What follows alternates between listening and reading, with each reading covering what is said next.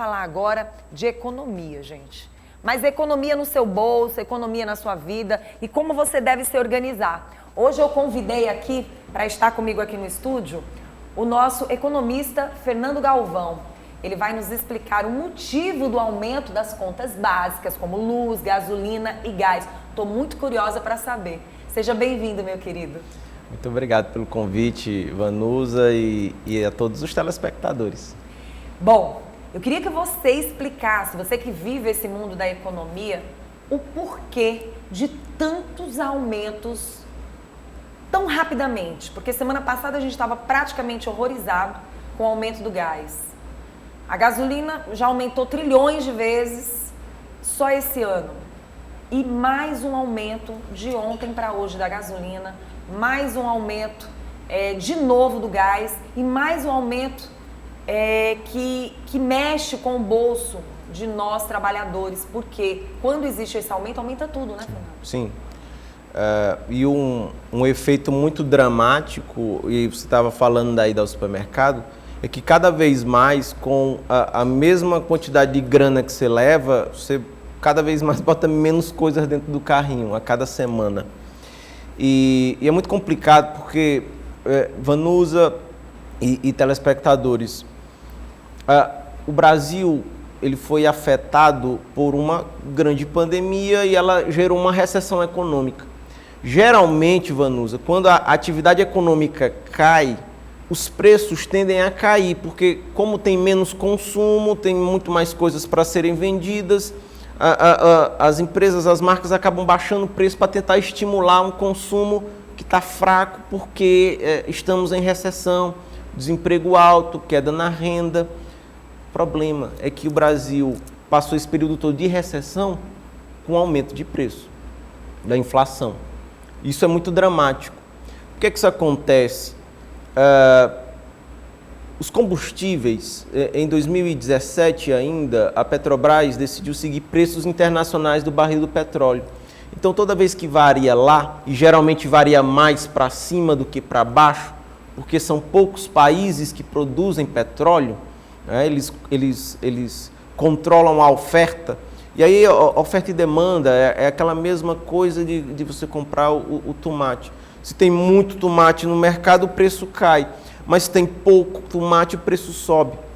Lá, como são poucos países e eles controlam a oferta, geralmente os preços do petróleo eles sofrem muito mais uma pressão de alta.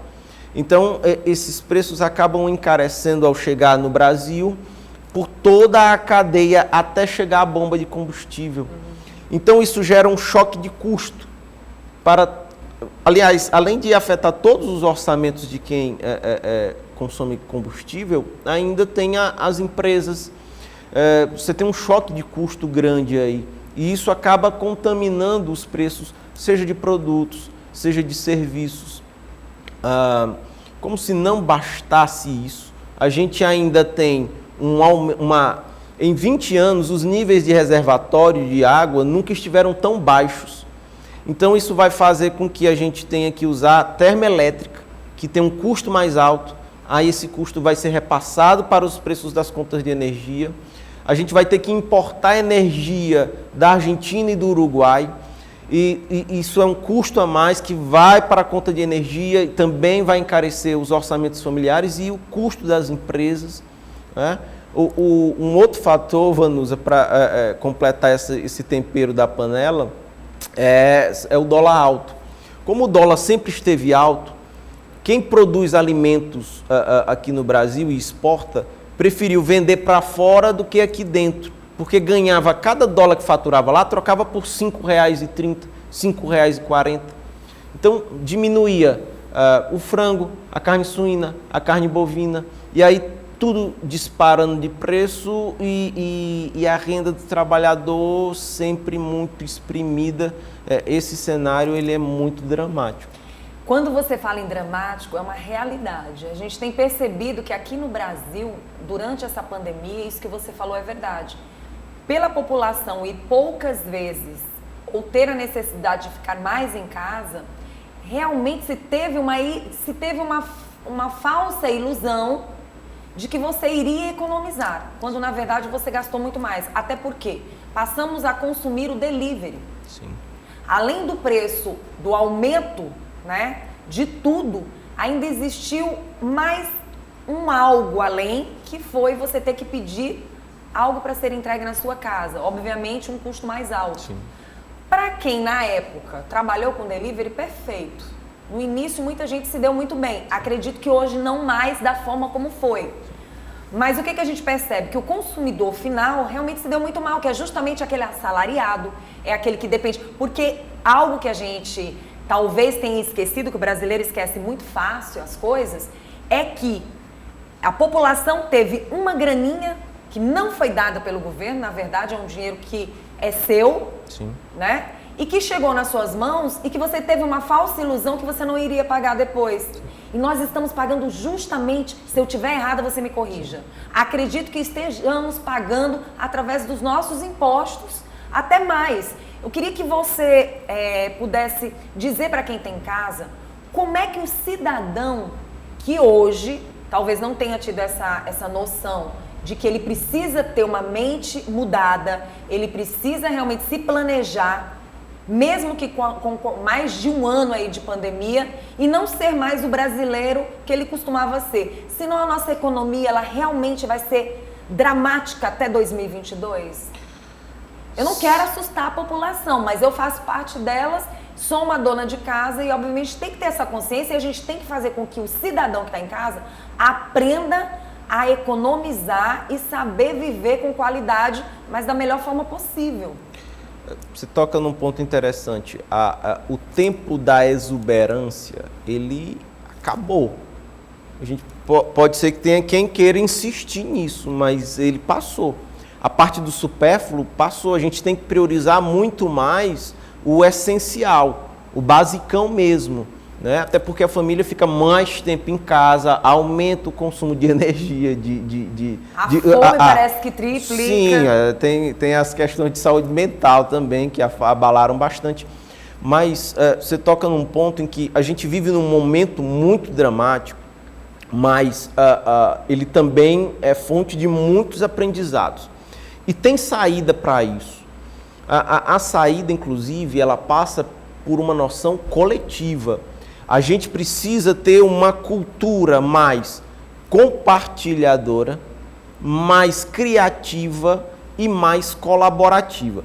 Se a gente muda a nossa forma de pensar e de agir, não é? Sintonizado na frequência de a gente compartilhar mais o que a gente tem, de a gente ser mais criativo, de a gente ser mais colaborativo, em família e usar grupo de WhatsApp menos para brigar de política e mais nesses hábitos, nesses costumes, a gente consegue se esquivar um pouco mais. Até porque, Vanusa, quem tem uma alta faixa de renda consegue escapar da inflação, por exemplo. Tem muita gente que está, por exemplo, investindo no mercado imobiliário, comprando, porque o juro está baixo. Então, o investimento imobiliário ficou barato, tem muita gente comprando imóvel na planta para vender depois, porque ficou mais acessível, né? Eu estou falando de grandes investidores. O problema é que essa corrida também está gerando uma outra inflação, que é no material de construção. Você construir e reformar hoje, está aos olhos da cara, está muito caro. Então, já gerou um outro foco de inflação para a sociedade. Mas veja, as pessoas estão se esquivando da inflação, tentando encontrar formas de gerar renda futura. Agora, para quem ganha um salário mínimo, para quem tem uma faixa de renda baixa, é mais difícil se esquivar. As alternativas são criatividade, colaboração e compartilhamento. Então vamos lá, eu queria que você desse dicas agora para quem está em casa, que esteja vivendo de salário mínimo, e para as pessoas que estão, digamos que seja a classe média. Como se planejar numa época como esta, que o que mais assusta são os aumentos. Só o fato do aumento ser falado, ser dito, já cria todo um estresse para a população. Como a população tem que fazer? Você falou agora da questão das pessoas que estão fazendo seus investimentos. O que a pessoa deve fazer nesse exato momento com a graninha que ela ganha e como ela deve economizar, mas ter qualidade de vida? eu acho que vale a pena também a gente destacar que, como você fala, os preços vão aumentando, a gente não entende bem o porquê que eles estão aumentando. Essa falta de clareza sobre por que está aumentando pode gerar comportamentos oportunistas. Tem produtos e serviços que não teriam razão de aumentar e eles estão penalizando mais ainda a população. Então, esse é um outro ponto também. E aí você fala de alternativas... E como é que um cidadão pode ficar de olho nessa história? É complicado, não dá para fazer isso sozinho. É preciso cada vez mais... Quando eu falo disso, desses 3 pilares de criatividade, colaboração e compartilhamento, eu também estou falando sobre controle social. A sociedade estar mais ciente, compartilhando informações, clarezas, preços. Você pode usar as redes sociais para estar compartilhando onde é que o preço está mais alto e dizendo para que ninguém compre, né? E apontando preços mais justos. Essa é uma perspectiva. Eu estava na zona rural outro dia e conversando com o pessoal, tem gente que está se juntando, não é gente com dinheiro não, gente rica não, é gente que está se juntando para comprar, por exemplo, um porco maior, abate, pega aquela carne, divide entre eles e consegue baixar o preço. Tem grupos até maiores que compram gado, abate, e quando você vai dividir o preço da carne, né, consegue um preço muito mais interessante do que se você for para o mercado comprar os cortes de carne aí, que vem desde 2019. Né? Na China eles se alimentam de suíno, e aí deu uma epidemia lá, tiveram que abater, compraram muito gado brasileiro, isso puxou o preço para cima desde 2019, antes da pandemia, aí foi por todo o ano de 2020, e aí a gente tem preços de carnes tão altos assim, nos forçando a gente acaba reduzindo a qualidade de vida, Vanusa, deixando de consumir certas coisas para comprar outras mais baratas. Mas também existe aquela história, quando você fala em coletividade, quando você fala no social, você está falando também em economia mesmo. Sim. Porque às vezes você mora, por exemplo, num condomínio, num bloco, sim, onde na sua casa você está jogando comida fora. Sim. De repente, se você se reunir, né, para determinados alimentos, como arroz, feijão, né, determinados alimentos, você puder se unir com as pessoas e, quem sabe, economizar, dá para fazer. Na verdade, não é você tirar o teu conforto, o que você tem dentro da tua casa e passar a participar com as demais pessoas.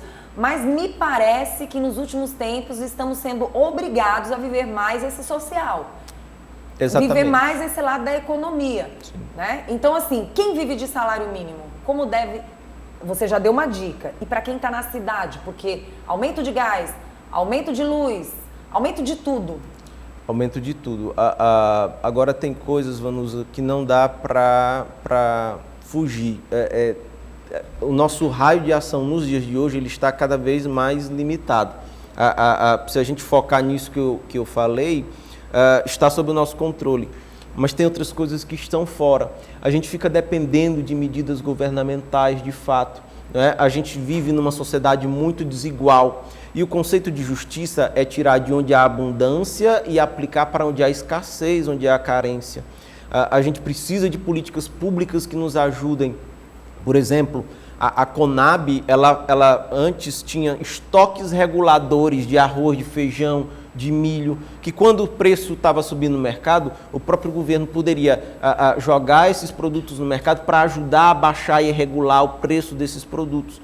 Mas hoje não tem. Vejam que existem medidas que poderiam amortecer esse forte impacto sobre os nossos orçamentos, mas que hoje há uma limitação de ação muito grande. Então, então a dica é...